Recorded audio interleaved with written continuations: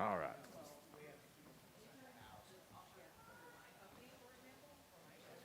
Okay.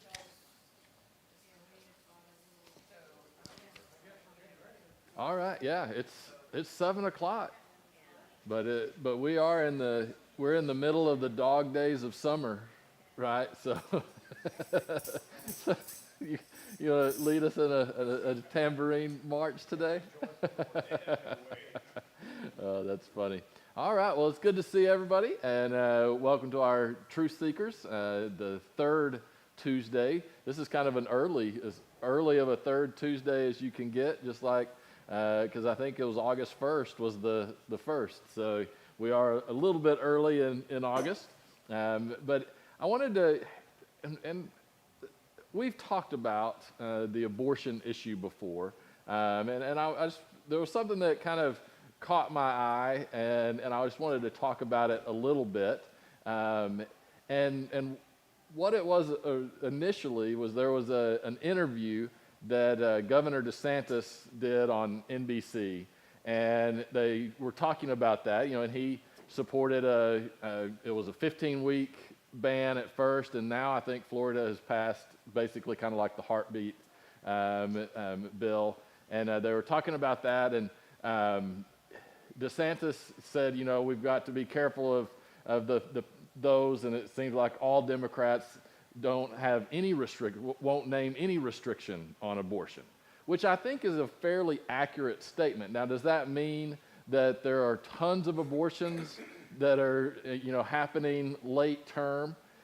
No, it's a small number. It's a small percentage. Some of those are legitimate concerns, right? Like the pregnancy has unfortunately gone really bad. But there are very few Democrats who will actually come out and say that there should be any restrictions at any time, which is a change.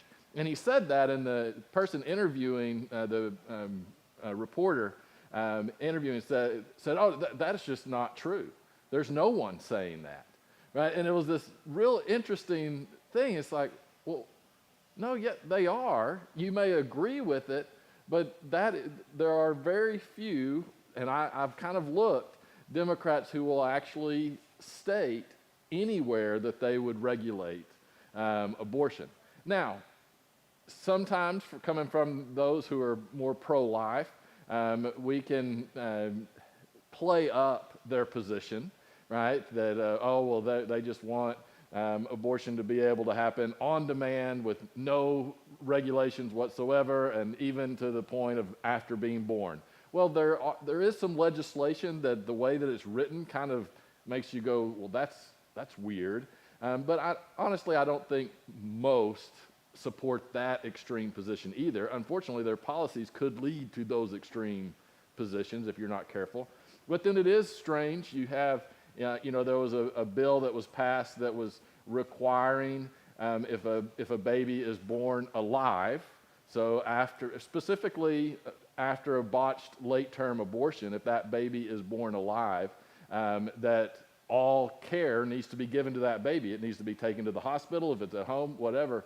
And all but one Democrat voted against that in the House of Representatives. So they are very skittish of putting any kind of restriction on. And it was interesting how whenever that claim was made by DeSantis, it was immediately pushed back. No, that's not happening. It's like, okay, so we're just not even wanting to argue the actual point, which that's a lot about what revolves around the abortion issue. And so I thought about that, and then so I kind of started thinking, well, what is the position now? And we're in a different time with Roe versus Wade. And something just happened this past week. I don't know if you saw RFK Jr., who is an interesting character, right? He's kind of found some favor with people on the conservative side with some of his stances, but yet he's not a conservative, right, at all. But it's kind of interesting. So he was at the Iowa State Fair and was asked a question about abortion, and this is the transcript of it. Now, I would hate this if I was a politician, because this was basically in a gymnasium. There's people all over the place, right? So it's real loud. You know what it's like being at a state fair. And then you're getting asked questions and you're responding. You've got to be pretty good. There's a reason that our current president doesn't engage in any kind of questions in that circumstance. It would be a disaster area, right? You've got to be on top of your game to be able to handle that. And so he was asked, he said, would you sign a federal protection to protect the rights that were in the Roe precedent if you were president? And he said, I believe a decision to abort a child should be up to the women during the first 3 months of life, he replied. So you would cap it at 15 weeks, the reporter asked. Yes, Kennedy said. Or 21 weeks, the reporter asked.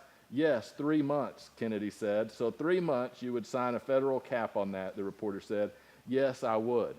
That's quite incredible, right? Someone that is Democrat, and that he is actually saying that he would support a federal cap on abortion at around 3 months. And then the reporter, you can tell she was kind of shocked. She was like, so 15 weeks? And he said, yes. And she said, well, maybe, did you mean 21 weeks? And so there probably was a little bit of, misunderstanding there. But he was pretty clear that he at least acknowledged there should be some regulation here. Well, later that day, and for sure the next day, his handlers have come out and make it clear that that is not an acceptable position. You're either pro full abortion or you're pro life. That's kind of where we're getting. And so the PR was, today Mr. Kennedy misunderstood a question posed to him by an NBC reporter in a crowded, noisy exhibit hall in the Iowa State Fair. Mr. Kennedy's position on abortion is that it is always a woman's right to choose. He does not support legislation banning abortion. Right? So again, I thought that's interesting that he got so much blowback just for saying, yeah, maybe after 3 months or so, that he had to correct that to use that language that says, you know what, it's just always up to the woman. And that's kind of where we are, and that's a dangerous place. But one thing that we have to understand as pro-life is that this is a constant battle that I believe is worth standing up for and fighting for. But also we have to know what the reality of the situation is, because I think many felt whenever Roe versus Wade was overturned that was a huge victory, and it was. I mean, it was righting a bad decision. However, the battle is still a long way from over. In fact, you're seeing lots of states that are now have more abortion access than they did before, right? Because people are just moving rapidly. And one thing that you've seen is that the Republican Party many times just used the abortion issue not because it was a principle, but used it because it would rally people who were pro-life, right? That they weren't necessarily all in on a true pro-life principle. This is just a good political thing to rally people behind. And what we've seen is now with the overturning of Roe versus Wade, that is now becoming a strong rallying point for the pro-choice side. A couple things. Last week there was a ballot measure in Ohio, and it wasn't specifically about abortion, but all the parties, pro-life and pro-choice, were putting lots of money into this, and it was to change the way that they could amend their state constitution. The way that it is now, it just requires a 50% majority. So you can have 51% vote, they can change their constitution. They were trying to make this to where it's a 60%, which is probably more reflective of not being ruled by a straight democracy. That's more of a republic principle. So they were trying to do that because Ohio knows that in this next election, they're going to be trying to amend their constitution to enshrine abortion rights. And that's already been done in Michigan. It's already been done in some other states. But sadly, that failed 57% to 43%. So now they only need 50% to be able to change their constitution. So more than likely, Ohio, and by the way, Ohio has been a red state the last few years. But the passion is now on the other side. You also have the Michigan's abortion right is now constitutional. It passed 57 to 43%. Kansas retained an abortion right, stayed in their constitution by a 59 to 41% margin.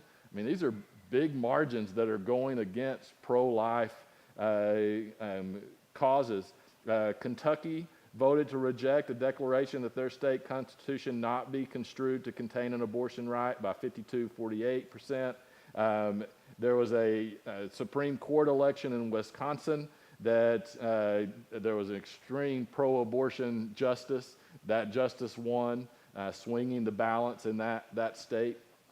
It's interesting, and one of the things that's the most interesting is some of the polling, exit polling and questions in all of these states and after the midterms in 2022 of asking, are you a single issue voter, right?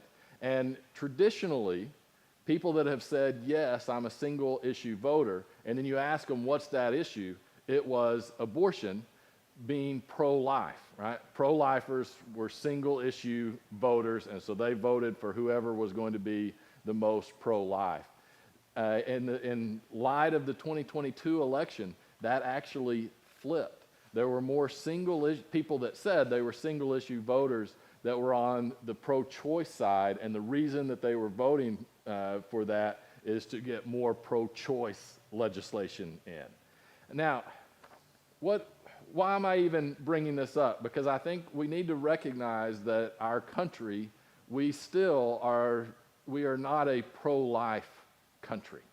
Now, we are also, the majority of people are not extreme abortionists either. We still are a country that most people would be comfortable with that 15 or so week cutoff. However,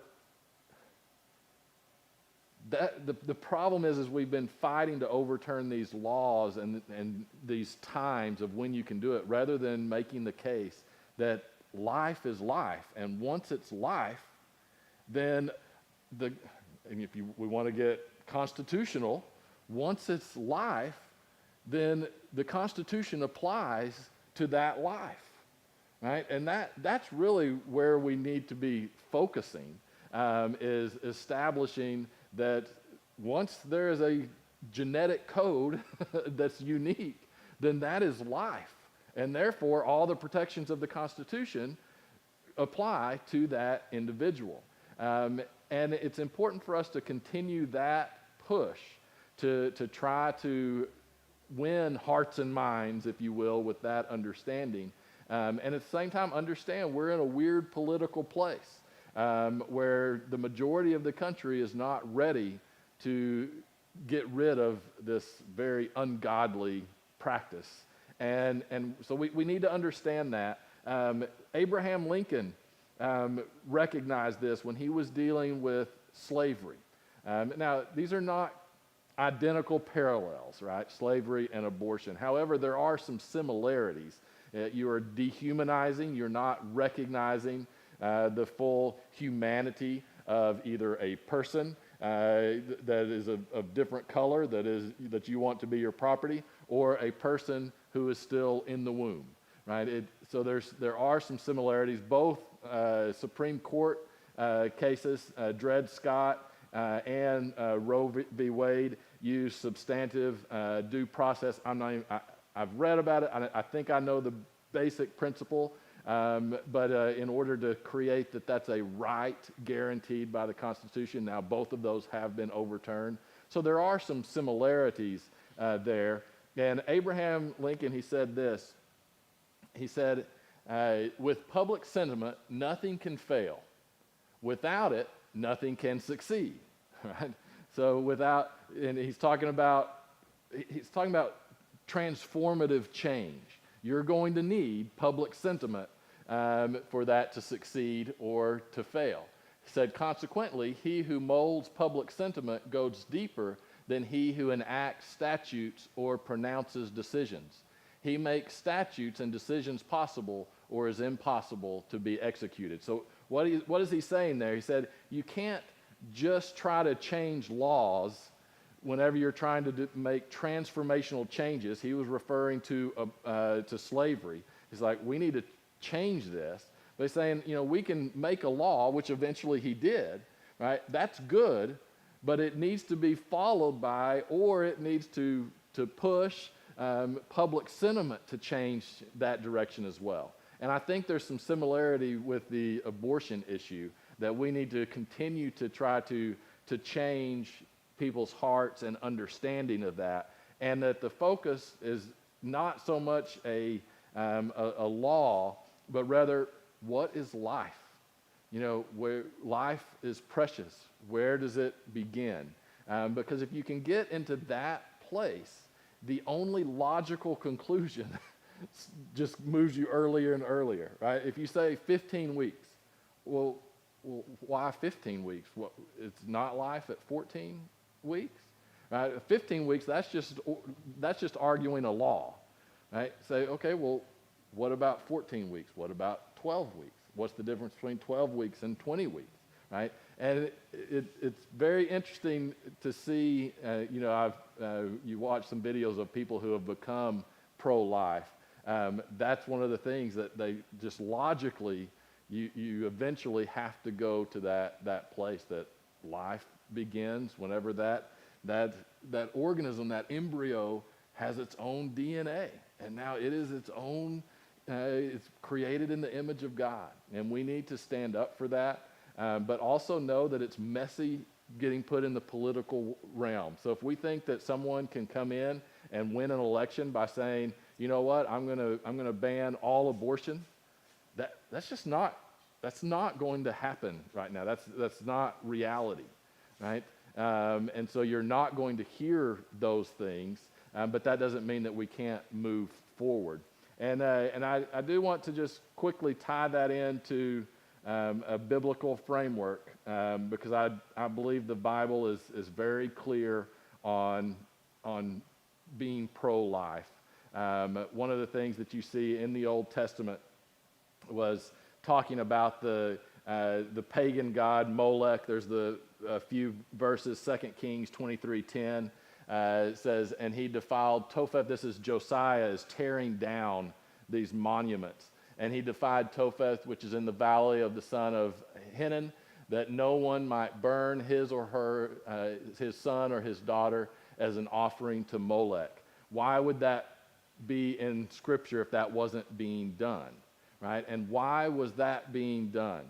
It was because out of convenience, right? It's easier. Out of trying to benefit yourself, right? We need to appease the gods by doing this. Many of the same basic arguments for abortion today, it's just done in a different manner. And I think we need to wrestle with that, to understand that God is against the killing and the taking of innocent life. And we can also understand this is a tough issue, and we should support women who are struggling with this and who have felt like this is their only option. Yes, God cares for them too, and wants what is best for them.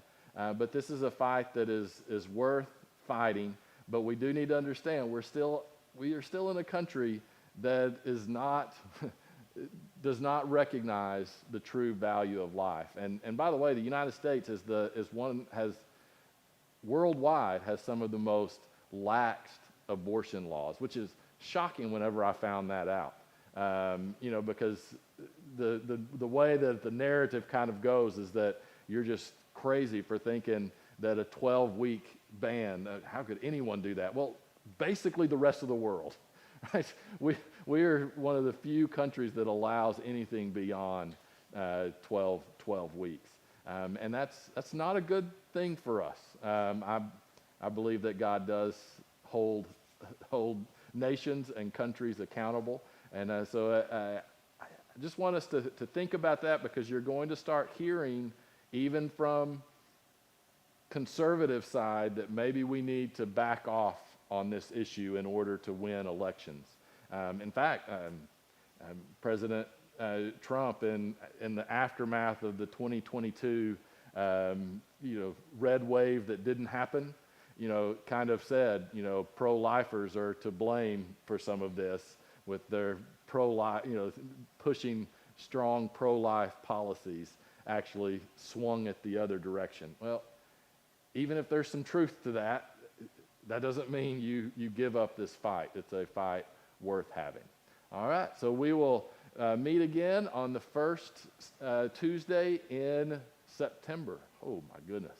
And by then it will be 100 degrees, I'm predicting. So it won't be 106.